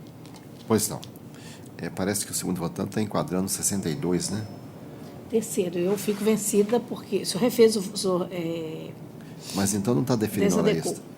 Eu fico vencida quantas horas extras? Porque eu estava olhando o voto adequado. É o doutor Mauro que... Aí ele está acompanhando Vossa Excelência, e Vossa Excelência adequou e eu fico vencida. Isso. Pois não. A eminente advogada compreendeu o dispositivo do voto? Apenas em relação aos reajustes, está se mantendo a aplicação da norma coletiva aqui de Minas Gerais. eminente relator.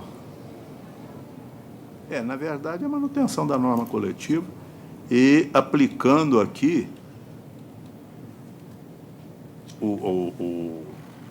a norma coletiva do Sindusfarma, aliás, do Simprofarma, que é o sindicato do Estado de Minas Gerais, e não o Sindicato de São Paulo. Doutora, quer se manifestar? Sim, então, só nesse ponto, então, primeiramente, bom dia, excelências. Bom dia. Agradeço a receptividade que eu tive aqui. Não sou daqui, sou do Rio Grande do Sul, então, muito obrigada a todos os assessores que me receberam, excelências, funcionários, muito obrigada. Em relação à norma coletiva, há uma declaração de que seja aplicada a norma coletiva do sindicato aqui de Minas Gerais. Contudo, a empresa não possui sede, a empresa é um laboratório farmacêutico. Seu objeto principal é a produção de medicamentos, a fabricação de medicamentos. A empresa não possui sede, não possui filial, não possui escritório aqui em Minas Gerais. A empresa, toda a sua demanda, toda a sua produção é feita lá em São Paulo. Além disso, o reclamante está enquadrado como categoria diferenciada. E também toda a produção fabril da empresa, todos os seus escritórios, todos estão localizados e contratados lá em São Paulo. Então, por isso, a reclamada pede a reforma para que seja reconhecido, declarado que a aplicação da norma coletiva lá do Simprovesp e não do sindicato aqui de Minas Gerais. Em relação aos descontos de telefonia, que também não houve reforma, a empresa fornece tanto o telefone quanto o iPad para os seus funcionários. O telefone possui 5 GB de internet liberado, contratado, e o iPad tem mais 10 GB de internet contratada. Isso é suficiente para todo o trabalho que precisa responder e-mail, fazer relatórios, enfim. Toda essa quantidade de gigabytes é suficiente para isso. E há uma política da empresa de telefonia que deixa bem claro que a reclamada não vai reembolsar valores gastos. Além disso, porque são despesas pessoais que o reclamante está utilizando para outras coisas que não para produção corporativa. Não há provas no processo de que o reclamante realmente tenha utilizado esse extra de internet no seu trabalho. Então, por isso, a reclamada também pede que seja reformada a sentença para que seja excluída a condenação quanto ao reembolso de despesas de telefonia. É isso. Muito obrigada, excelências. Pois não, eminente relator. Pois não, senhor presidente. A matéria do enquadramento sindical tem que ser aplicada à convenção coletiva da base territorial do sindicato ao qual o trabalhador está associada da categoria profissional do trabalhador. No caso aqui, considerando que o reclamante exercia suas atividades nos municípios de Governador Valadares, Aimorés, Conselheiro Pena, Caratinga, Manhuaçu, Itabira, João Monlevade, Ipatinga, Coronel Fabriciano, Timóteo e Teófilo Otoni, eu não posso aplicar a convenção coletiva que rege o trabalho da categoria profissional no Estado de São Paulo. Então, estou propondo manter minha proposta de voto. E a reclamada foi condenada porque promoveu desconto indevido no salário do reclamante relativo a despesas de telefone. Mas não houve prova que os gastos realizados pelo obreiro decorreram de uso de assuntos particulares. Então, esse desconto foi considerado indevido porque não existe prova que ele teria usado esse telefone para ele. A prova, os indícios que tem no processo é que ele usava o telefone a serviço da empresa. Então, senhor presidente, esses foram os 2 pontos em que houve sustentação da tribuna. Eu montei minha proposta de voto como foi formulado. Doutora Maristela. Estou integralmente de acordo. Eu acho que temos que observar o princípio da territorialidade, né? No enquadramento sindical. E quanto aos descontos, cabia à reclamada provar que o reclamante usou o telefone para fins particulares e deste ônus ela não se desincumbiu. Portanto, eu estou acompanhando o senhor relator também nesse tópico. Doutor Mauro. Também, inclusive porque nessa questão do instrumento normativo, o Simprovesp representa a reclamada como indústria farmacêutica do Estado de São Paulo e se aplica a alguns municípios, conforme disse o relator. Então, eu acompanho integralmente. Muito bem. Então, eu proclamo que prevaleceu a unanimidade a proposta de voto anunciada pelo relator. Perfeito. Muito obrigada. Bom dia. Bom trabalho. Desculpa, mas temos convencido em 2 pontos. Boa viagem. Doutora Bom Maristela retorno, ficou amanhã 20 nas estarei horas extras, intervalo indo para lá. interjornada, depósito. Vou dar aula lá. E também na contradita da testemunha, E na porque eu entendo que... ela elastecia o provimento. Eu estava olhando hoje, eu vou dar uma aula lá na Escola Judicial do TRT4, quinta-feira. Então, estava olhando lá, está 9 graus lá em Porto Alegre. Eu viajei Vou pra lá para o amanhã. interior de Minas, aqui, para a fazenda de uma amiga, estava 7 graus. Pois é. 7? Faz? Tão próximo aqui. Muito bem. Vamos ao próximo? Belo Vale. Então, a Nandiva também faz. Próximo. Retornando para a pauta, doutor Mauro, no 19, inscrito doutor Matheus Teixeira Reis, pelos recorrentes reclamadas. Doutor Mauro hoje fechou a pauta. Pois é. Nossa, monopolizou mesmo. E o doutor Sebastião, nada. Você dá de sorte ainda para quem você está. 30 aí? Qual que é o número? 19 da pauta, doutor Mauro. Semana passada eu mandei poucos para a pauta. Como veio aqui o punhado de ED, o pessoal foi fazer todos os EDs. Doutor Mauro, para anunciar a proposta de voto do 19. Conheço recursos, no método nego provimento. Conhece e nega provimento. O doutor tem a palavra? Sim. Sim. Eminente presidente, egrégia turma, demais presentes, bom dia.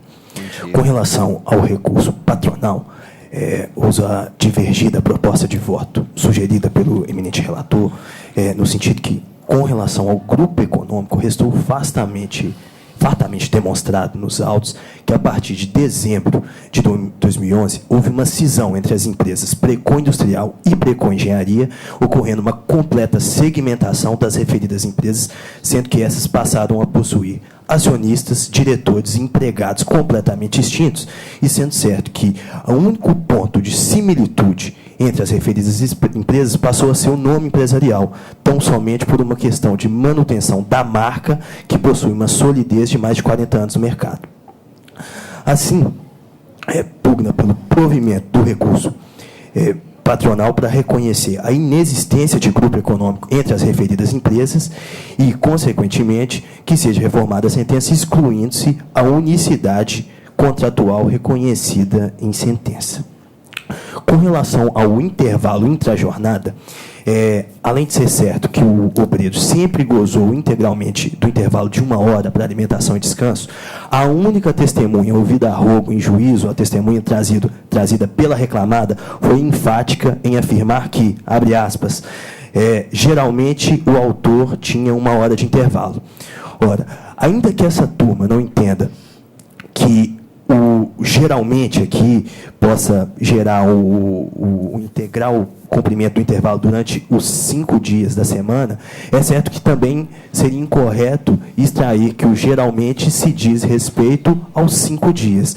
Então, o que se quer é divergir da proposta do eminente relator para que, ou seja, excluída as horas extras decorrentes da supressão do intervalo entre jornada, ou ainda que seja reconsiderada, que esse intervalo não foi efetivamente cumprido por, no máximo, 1 dia ao longo da semana. Por fim, ainda quanto ao intervalo, é certo que a sentença reconheceu que a jornada do reclamante foi de segunda a quinta, de 7 às 17, e às sextas-feiras, de 7 às 16, o que assevera o pleno cumprimento das 8 horas diárias e 44 horas semanais. Nesse aspecto, vê que há nos autos diversos recibos de pagamentos, notadamente de julho de 2013, outubro de 2013, novembro de 2013, abril de 2014, março de 2014 e demais vários meses subsequentes, que demonstram o pagamento de hora extra 100% e hora extra mês anterior. Diante da jornada reconhecida, que atende às 44 horas semanais, é certo que essas horas extras são atinentes a um possível intervalo intrajornada que foi já devidamente remunerado ao obreiro. Assim, ainda que mantida a indenização pela supressão do intervalo intrajornada, pugna-se que essas horas extras já pagas sejam decotadas de eventual condenação. Essa é a minha sustentação. Agradeço a atenção de todos. Um bom dia. Dr. Mauro. Em relação à questão do grupo econômico, eu anoto aqui o seguinte, que o contrato de trabalho do reclamante foi assinado em setembro de 2014 pela Precon Industrial, porém, no curso do contrato, as alterações salariais foram anotadas também pela Precon Engenharia e PRE Empreendimentos Imobiliários, constando expressamente a transferência do reclamante de uma para as outras, folhas 34 a 37. Quer dizer, isso prova a questão do grupo econômico. E quando eu trato também da unicidade contratual, o argumento se reforça. As reclamadas negam o reconhecimento da unicidade contratual, mas eu anoto aqui o seguinte, foi admitido pela Precon Industrial, depois foi transferido para a PRE1, depois outras PREs, e sendo dispensado pela Precon Engenharia, depois admitido pela PRE 24 Empreendimentos Imobiliários. Enfim, essa sucessão de admissão, saída, anotação, transferência, essas questões todas demonstram a existência do grupo econômico e a necessidade de se reconhecer a unicidade contratual. E na questão do intervalo entre a jornada, eu estou entendendo por aplicar a confissão ficta, tal como foi decidido na primeira instância, nos termos da súmula 3381, por ausência dos documentos necessários a comprovar a jornada, né? Não obstante aí a alegação de pagamento de horas extras, mas que não se refere a 1 hora de intervalo. E mesmo assim, essa questão do intervalo entre a jornada é depois que o reclamante passou a trabalhar como encarregado geral, segundo o próprio depoimento dele. Então, peço vênia para manter a minha proposta de voto. É do período anterior, né? Depois não, né? Anterior ao caso. Exato.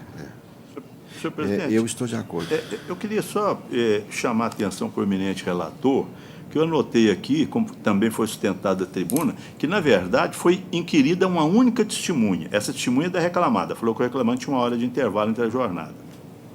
E o reclamante não apresentou testemunhas. De forma que eu estou entendendo aqui que não existe prova, com a devida vênia, não existe prova dessa falta de cumprimento do intervalo entre a jornada, porque, nesse caso aqui, o que cabia a reclamada fazer é apresentar a prova testemunhal que era concedido o intervalo. Ela apresentou. O reclamante não tem prova testemunhal. Como é que onde é que está a prova do fato constitutivo do direito? Só isso que eu queria levar ao conhecimento do eminente relator.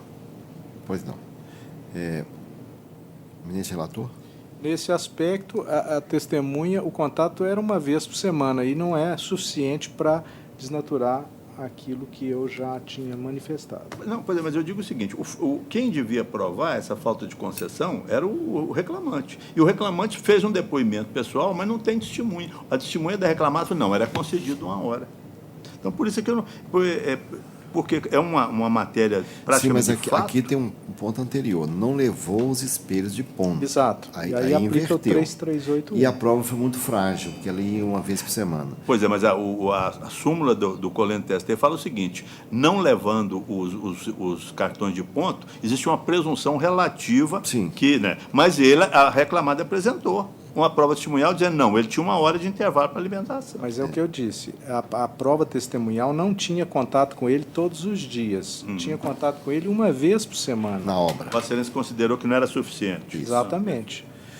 Eu também estou acompanhando o relator nesse ponto, então fica vencido aqui o desembargador Jales, mas prevalece... No outro ponto também, senhor presidente, na unicidade contratual, porque, lendo o artigo 453 da CLT, no tempo de serviço do empregado, quando readmitido, serão computados os períodos, ainda que não contínuos, em que tiver trabalhado anteriormente na empresa, salvo se houver sido despedido por falta grave, recebido indenização legal ou se aposentado espontaneamente. Como em todos os contratos houve rescisão contratual, e entendo que era caso aqui também de aplicação do 453. Então, vou ficar vencido, senhor presidente, por favor, nas horas, no intervalo entre a jornada e na unicidade contratual. Está certo, mas aqui não foi definido verba rescisórias por isso, não. Então, fica vencido o doutor Jales nesses 2 pontos, mas prevalece o voto anunciado pelo eminente relator. Obrigado, bom dia. Bom dia. O próximo. Passando para a sessão do doutor Sebastião, no 24 da pauta, inscrita a doutora Camila Fernanda da Silva Félix, pelo reclamante recorrente Jéssica Cristina de Oliveira. É o número 24, sempre editora e Jéssica. Minha proposta de voto no caso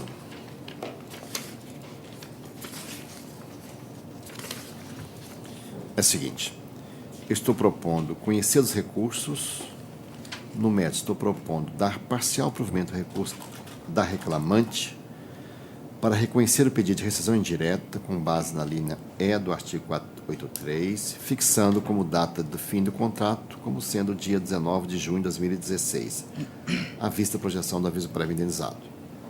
E ainda condenar a empresa ao pagamento do aviso prévio indenizado, férias simples do período aquisitivo, 2015-2016, 3 dozeados de férias proporcionais, todos acrescidos do terço constitucional. 5 dozeados de 13º, 20 dias de saldo de salário referente ao mês de maio e estou determinando o fornecimento das guias TRCT, CD e chave de conectividade, sob pena de pagar indenização substitutiva. Isto ainda acrescendo a condenação 30 minutos a título de intervalo intra-jornada suprimido.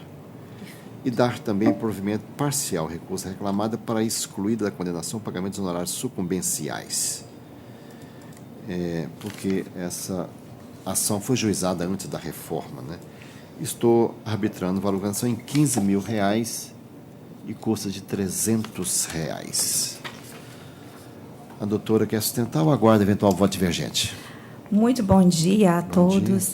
Gostaria de cumprimentá-los pelo trabalho profícuo, sereno e tranquilo. Eu gostaria de fazer uma pequena sustentação com algumas ponderações, Excelência. Fique à vontade. Apesar de ter reconhecido a rescisão indireta pelo trabalho, na nossa petição, no nosso recurso, nós solicitamos o aumento da indenização pelo assédio, pelo reconhecimento do assédio, haja vista que essa moça foi assediada pelo seu chefe de forma comprovada, com prova testemunhal, nos autos, pelo senhor Adriano, informando que, por inúmeras vezes, ele a assediava, com palavras de baixo escalão, com palavras de conotações sexuais. Então, nós pugnamos pelo esse aumento desse valor indenizatório, haja vista que não tem cunho qualquer um patrimonial, mas tem um caráter reflexivo pedagógico, onde que o local de trabalho não é local para paquera, não é local para brincadeiras, mas é um local para atividades laborativas, das quais as mulheres, muitas das vezes, se veem assediadas de forma absurda e vexatória pelos seus colegas. Então, nesse aspecto, nós pedimos e pugnamos pela consideração, reconsideração desse valor do quanto indenizatório. Quanto ao segundo ponto, nós pedimos também o reconhecimento da multa do 467 da CLT, haja vista que houve o reconhecimento de saldo de salário e agora também da rescisão indireta. Então, nesse sentido, a gente também pede o reconhecimento dessa multa. No terceiro ponto, que não foi mencionado por Vossa Excelência, nós gostaríamos também de pedir o reconhecimento da proteção ao trabalho da mulher, haja vista que essa menina, ela carregava em torno de 25 a 30 quilos de jornal, o que é contrário às normas, os preceitos legais. Isso também foi caracterizado e confirmado com a oitiva de testemunhas, ou seja, nós fizemos a prova do direito que essa pessoa carregava 25 a 30 quilos e até mais do que isso com as cargas dos jornais, e não houve qualquer tipo de prova modificativa extintiva do direito pela recorrida reclamada no processo. Nesse aspecto também a gente gostaria de pedir a revisão nesse sentido. E, por fim, o reconhecimento dos honorários arbitrados em juízo. Com a máxima vênia, nós pedimos esse reconhecimento a fim de labor e a majoração dele, tendo em vista que ele foi equiparado tal como do arbitramento para a reclamante. Muito obrigada.